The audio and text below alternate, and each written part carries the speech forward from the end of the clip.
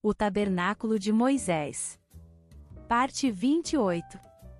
No vídeo anterior, exploramos o significado do pátio externo do tabernáculo.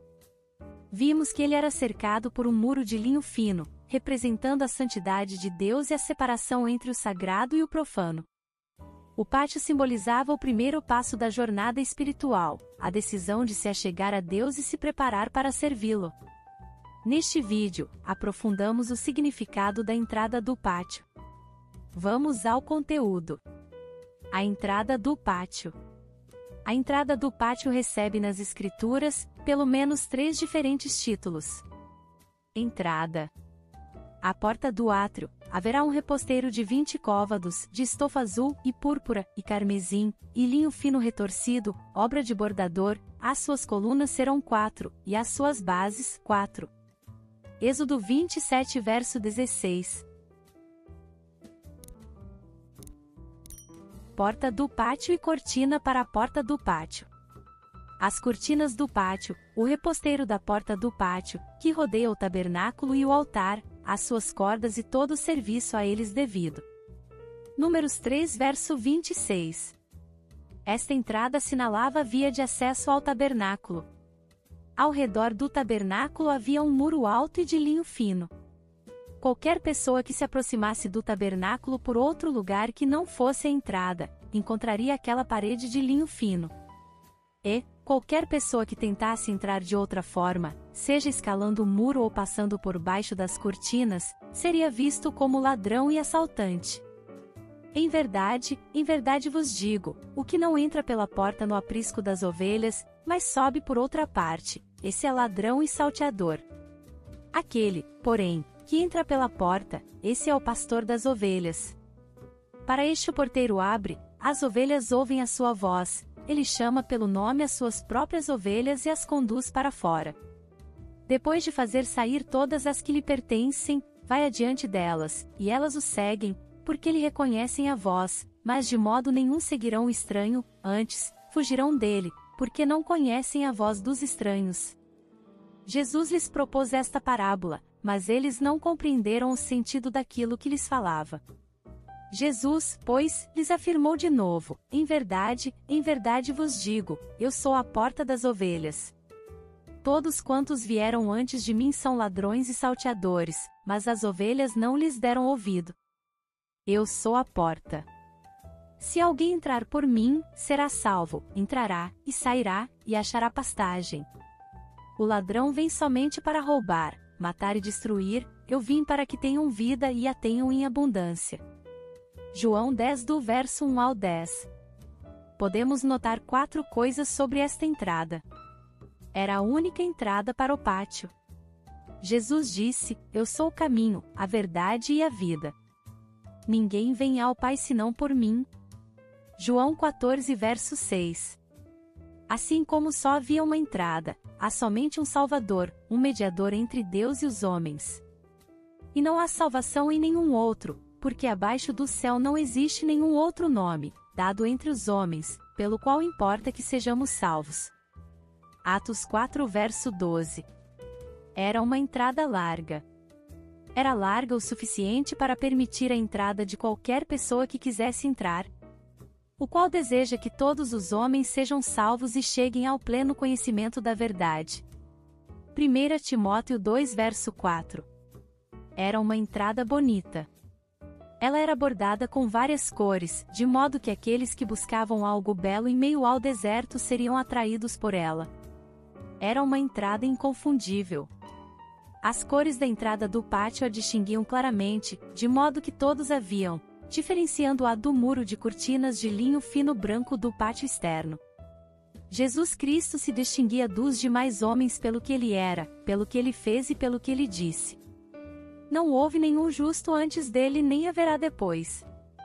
Ele se tornou para nós justiça, santidade e redenção. Mas vós sois dele, em Cristo Jesus, o qual se nos tornou, da parte de Deus, sabedoria, e justiça, e santificação, e redenção. 1 Coríntios 1 verso 30. Referências bíblicas e seus significados.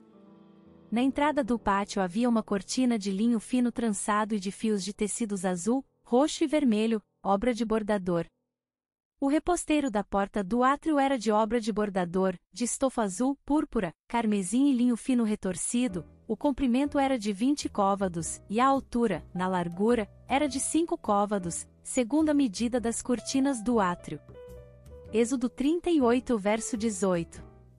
Aqui foram usados os mesmos materiais utilizados na construção da porta do santuário e do segundo véu. Suas significações são: linho fino trançado, refere-se a Cristo como justo retratado no Evangelho de Lucas. Bordados azuis, apontam para Cristo como aquele que desceu do céu, conforme João. Bordados roxos, representam Cristo como Rei, a respeito de quem Mateus testificou. Bordados vermelhos, descrevem Cristo como o Cordeiro sacrificado, conforme Marcos. O linho fino era trançado em 3 cores. Cristo foi o perfeito exemplo para nós da natureza, caráter, atitudes, dons, talentos e virtudes da eterna divindade, pois nele habita corporalmente toda a plenitude da divindade. Porque aprove a Deus que, nele, residisse toda a plenitude. Colossenses 1 verso 19. Tinha 20 côvados de comprimento, e à semelhança das cortinas do pátio, tinha 5 côvados de altura. Êxodo 38 verso 18.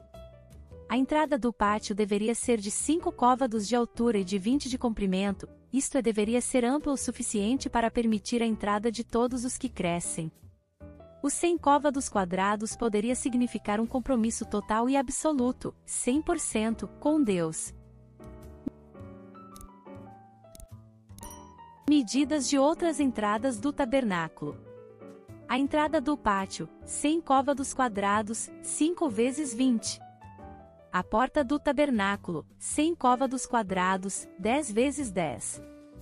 O segundo véu, 100 côvados quadrados, 10 vezes 10. Total de 300 côvados quadrados. O número 300 é representativo de várias coisas, mas basicamente é o número do remanescente fiel. Em cada geração, Deus tem preservado um grupo de pessoas que se rendeu 100% à sua vontade. Exemplos disto? O exército de Gideão tinha 300 homens fiéis organizados em 3 grupos de 100. Foi o número dos que lamberam, levando a mão à boca, 300 homens, e todo o restante do povo se abaixou de joelhos a beber a água. Juízes 7 verso 6. Enoque, homem fiel, depois que lhe nasceu seu filho Matusalém, andou 300 anos com Deus e depois de ter obtido bom testemunho foi trasladado para a glória de Deus. Enoque viveu 65 anos e gerou a Matusalém. Andou Enoque com Deus, e, depois que gerou a Matusalém, viveu 300 anos, e teve filhos e filhas. Todos os dias de Enoque foram 365 anos. Andou Enoque com Deus e já não era, porque Deus o tomou para si. Gênesis 5 do verso 21 ao 24. Observação. De mais exemplos consultar o estudo Eu te livrarei da hora da provação em documentos auxiliares, termos e expressões bíblicas. Os 100 côvados quadrados da porta do pátio conduziam o sacerdote aos 100 côvados da porta do santuário. Os 100 côvados quadrados da porta do santuário conduziam aos 100 côvados quadrados do véu e à presença da glória de Deus. Podemos parar antes de atingirmos a plenitude destes 300 côvados. Alguns atingem 30%, outros 60%, mas Deus quer 100%. Mas o que foi semeado em boa terra é o que ouve a palavra e a compreende, este frutifica e produz a 100, a 60 e a 30 por 1. Mateus 13 verso 23, ordem decrescente. Quando Jesus ficou só, os que estavam junto dele com os 12 o interrogaram a respeito das parábolas. Ele lhes respondeu: a vós outros vos é dado conhecer o mistério do reino de Deus, mas, aos de fora, tudo se ensina por meio de parábolas, para que, vendo, vejam e não percebam, e, ouvindo, ouçam e não entendam, para que não venham a converter-se, e haja perdão para eles.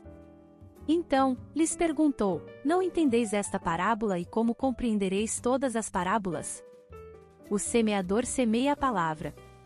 São estes os da beira do caminho, onde a palavra é semeada, e, enquanto a ouvem, logo vem Satanás e tira a palavra semeada neles. Semelhantemente, são estes os semeados em solo rochoso, os quais, ouvindo a palavra, logo a recebem com alegria. Mas eles não têm raiz em si mesmos, sendo, antes, de pouca duração, em lhes chegando a angústia ou a perseguição por causa da palavra, logo se escandalizam. Os outros, os semeados entre os espinhos, são os que ouvem a palavra, mas os cuidados do mundo, a fascinação da riqueza e as demais ambições, concorrendo, sufocam a palavra, ficando ela infrutífera. Os que foram semeados em boa terra são aqueles que ouvem a palavra e a recebem, frutificando a 30, a 60 e a 100 por um. Marcos 4 do verso 10 ao 20, ordem crescente. Afluindo uma grande multidão e vindo ter com ele gente de todas as cidades, disse Jesus por parábola. Eis que o semeador saiu a semear. E, ao semear, uma parte caiu à beira do caminho, foi pisada, e as aves do céu a comeram. Outra caiu sobre a pedra, e, tendo crescido, secou por falta de umidade. Outra caiu no meio dos espinhos, e estes, ao crescerem com ela, a sufocaram. Outra, afinal, caiu em boa terra, cresceu e produziu a 100 por um. Dizendo isto, clamou: quem tem ouvidos para ouvir, ouça. E os seus discípulos o interrogaram, dizendo: que parábola é esta? Respondeu-lhes Jesus: a vós outros é dado conhecer os mistérios do reino de Deus, aos demais, fala-se por parábolas, para que, vendo, não vejam, e, ouvindo, não entendam.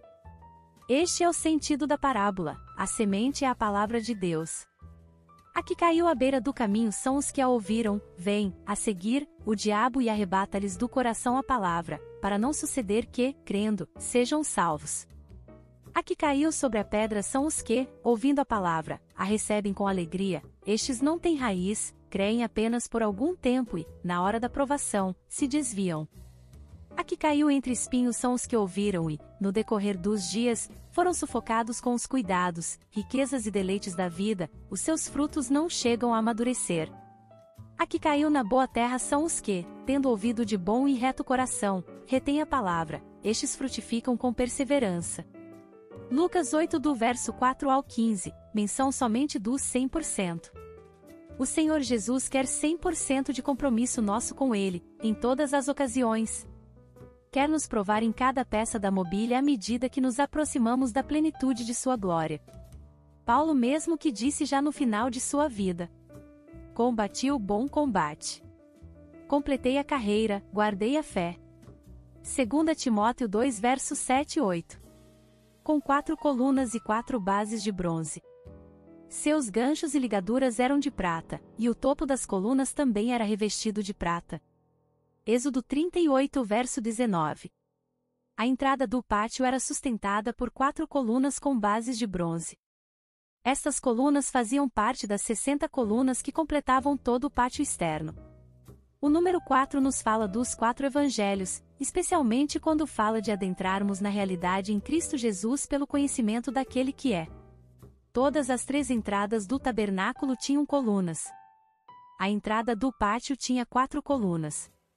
À porta do átrio, haverá um reposteiro de 20 covados, de estofa azul, e púrpura, e carmesim, e linho fino retorcido, obra de bordador, as suas colunas serão 4, e as suas bases, 4. Êxodo 27 verso 16. A porta do tabernáculo tinha 5 colunas revestidas de ouro. Farás também para a porta da tenda um reposteiro de estofa azul, e púrpura, e carmesim, e linho fino retorcido, obra de bordador. Para este reposteiro farás 5 colunas de madeira de acácia e as cobrirás de ouro, os seus colchetes serão de ouro, e para elas fundirás 5 bases de bronze. Êxodo 26 verso 36 e 37. A porta do lugar santíssimo tinha 4 colunas revestidas de ouro. Farás também um véu de estofa azul, e púrpura, e carmesim, e linho fino retorcido, com querubins, o farás de obra de artista. Suspendê-lo-á sobre 4 colunas de madeira de acácia, cobertas de ouro, os seus colchetes serão de ouro, sobre 4 bases de prata. Pendurarás o véu debaixo dos colchetes e trarás para lá a arca do testemunho, para dentro do véu. O véu vos fará separação entre o santo lugar e o santo dos santos. Êxodo 26 do verso 31 ao 33. Estas 3 entradas tipificam o Senhor Jesus, que disse: Eu sou. O caminho. A entrada do pátio é considerada o único caminho para entrar no tabernáculo e estava aberta a todos os israelitas. A cortina da entrada ocultava a mobília do pátio. A verdade, representada pela porta do tabernáculo. A porta ocultava a mobília do lugar santo e estava aberta para todos os sacerdotes ministrassem. A vida, representada pelo segundo véu, que ocultava a única peça da mobília do lugar santíssimo. Ela estava aberta somente para o sumo sacerdote. Obrigada por assistir até aqui, não percam os próximos vídeos. Graça e paz, irmãs e irmãos.